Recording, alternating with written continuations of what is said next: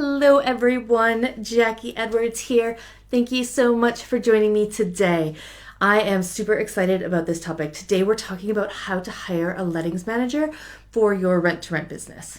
Now, first of all, congratulations. If you're at the point where you're thinking of hiring somebody, that means you're doing something right and you've been successful, so well done. And I'm also excited because this is the first person that I hired to help me in my business. Now, back when I got started, I got up to about 3 properties, and then I was like, oh my God, I hate doing viewings with tenants. I was like super stressed out about it every time. I'm actually like a huge, massive introvert. So me going out there and talking to like these strangers all the time was just terrible. Plus I was like super awkward because I had like this desperate feeling. I was like, oh my God, I gotta fill this room. Gotta make this person like me. Gotta make this person like the room. And you know, that desperation feeling does not make people super excited to rent your room, let me tell you. So I got up to about 3 properties and I was super busy. So I was still taking on more rent-to-rent deals.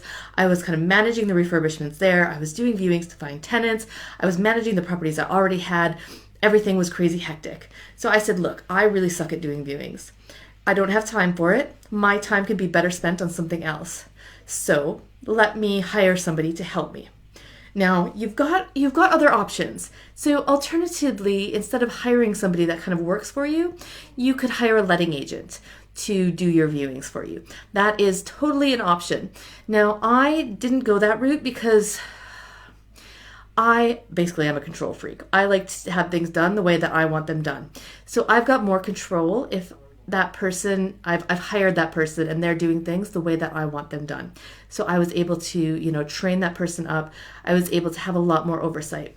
Also, unless you've got like an HMO specialist letting agent in your area, having a letting agent find tenants for your rooms in an HMO is going to be tricky. They're used to finding people to live in an entire house, not in a room by room. So they're usually not set up that way. So it's going to be slower, it's going to be clunkier. And they don't have as much skin in the game as you. If your room is void for a little while, you're going to be the one losing money, not them. So I found it all a little bit more stressful to think about having a letting agent do it that would do it his way, following his business model, versus me just hiring somebody myself to do it. Now, that person that I hired, I would recommend that they're not your employee, that you treat them as a self-employed contractor. So they simply do some work for you and send you an invoice like once a month or whenever. So you don't have to worry about PAYE, you don't have to worry about holiday pay and sick pay. Now there are some things you need to think about. So, maybe talk to your accountant just to make sure you've got everything set up properly, so you don't end up paying a whole bunch of crazy taxes or getting any penalties. But it's much, much easier, especially when you're first starting, to have people come and work on your team as self-employed contractors. That person is only going to be part-time, so this is not a full-time job for anyone. I had, unless you're like absolutely massive, so I had over 100 rooms. And my lettings manager was still working probably 10 to 15 hours a week. Maybe 20 during like our super busy period in the summer. So this is not a full-time job for anyone. Keep it simple, basically. Don't be looking for a full-time employee. Now, I did a video previously about hiring a property manager. If you haven't seen it, scroll through the videos here, you'll find it. I like to keep these 2 jobs separate, a property manager and a lettings manager, because they have different personalities. So what you want to look for in a lettings manager is somebody that loves people. They're like super friendly, super outgoing, and they really care about people. So when they're meeting these potential tenants, they are really building a connection with them. They're making that tenant feel welcome, feel loved, and feel just so friendly and wonderful that they want to move into your property. Again, when I was doing this is not who I am. So I was like awkward and didn't make that tenant feel comfortable. I wasn't really interested in their life and what they were doing, so I wasn't building a relationship with them. As soon as I hired somebody that loves people and loves to talk to them, things were amazing. Like I watched her do viewings and I was like, my God, you're actually asking them about their life? You actually care? Like, that's awesome.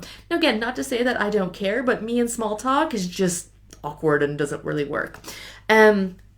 So make sure you're getting somebody that has that open, bubbly personality. Whereas when you're looking for a property manager, that's usually somebody that's a bit more detail oriented. So they are a bit more like me, maybe a bit more introverted. They're better behind the computer, looking at kind of systems and processes and keeping things organized and on track.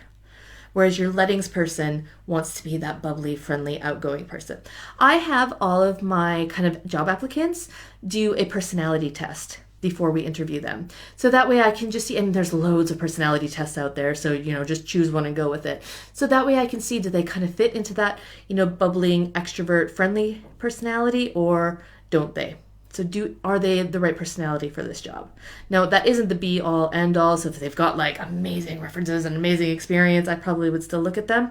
But to me, kind of your personality and your enthusiasm for the job makes a lot bigger difference than all of your kind of skills and experience. So if you've got the right attitude and the right personality, that goes a long, long way to doing a good job at your job.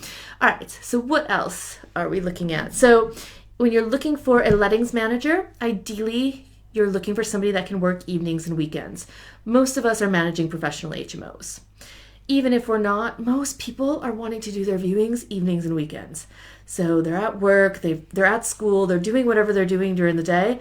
They need to do their viewings evenings and weekends, which is why this is great for somebody to work part-time. So the people that I've had in this job have always had another either part-time or full-time job.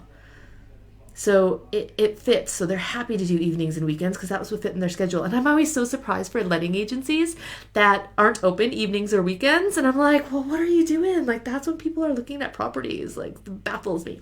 So make sure they're available evenings and weekends. Just reading through my notes here. Having a car is a bonus depending on where you live. So in Oxford, I make sure that person has a car, definitely. Just because we tend to book viewings when we're busy, you've got quite a few viewings all in a row between like 5 o'clock and 7 o'clock or 5 o'clock and 8 o'clock. You need to be able to get around and make that happen. I don't pay people like per hour or per viewing or anything like that. I feel like that doesn't really incentivize the lettings manager properly.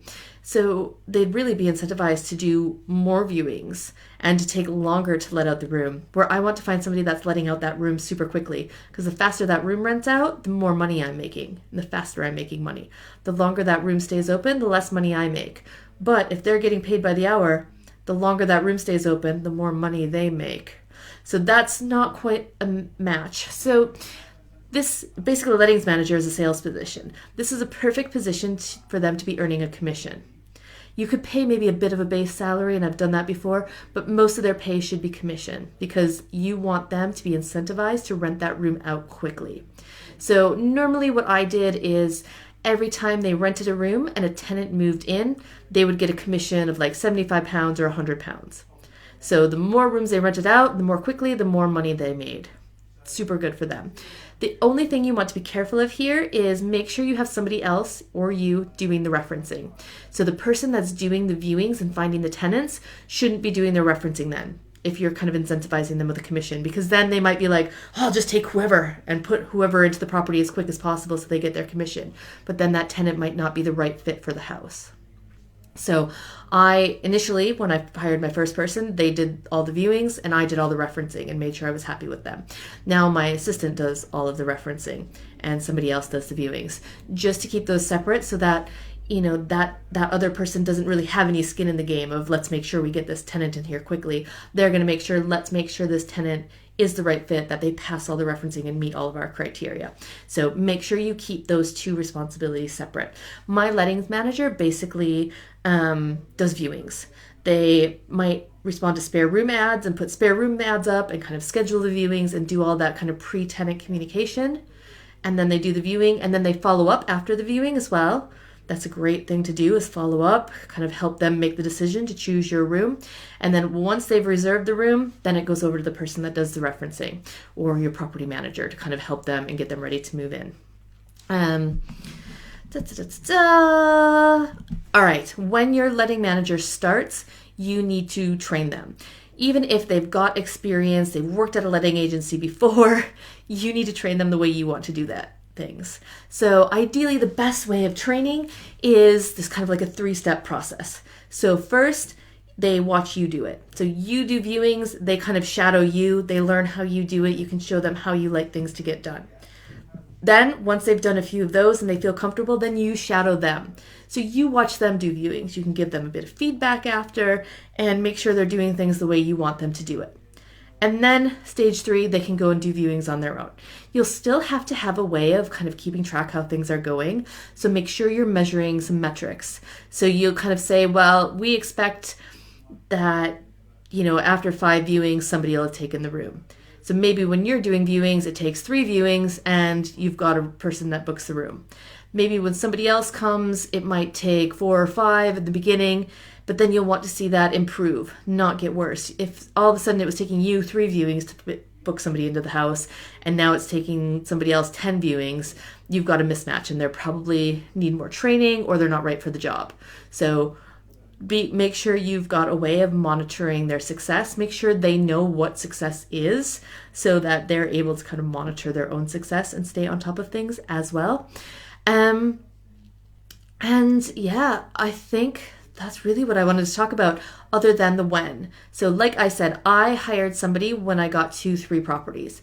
That's when I hired my first part-time lettings manager. Now, that might not be the right time for you. If you are somebody that doesn't mind doing the viewings, you're a people person, you love getting out there, you love meeting the tenants, you love hanging out with them, then maybe you'll want to hire a property manager first. Because maybe you hate being behind your desk, you hate doing the admin, you hate doing the follow-up. Then maybe you'll want to do these in a different order.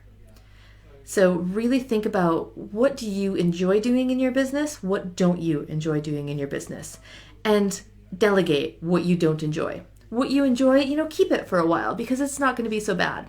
But make sure eventually you're always going to be moving up so that you're doing the most high value tasks. So you doing tenant viewings is probably not as high value of a task as you going out and finding new deals. You're going to be better at finding new deals because this is your business. You're the one that needs to build that relationship with the landlords. Somebody else can be finding your tenants. Somebody else can be managing your properties. So keep this in mind as you're growing of how are you going to scale? Who do you want to scale first?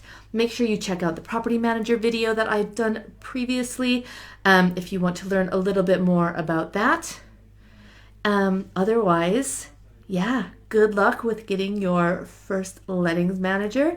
Let me know how it goes and share this video with anybody you think might be ready for this. And I will see you in the next video.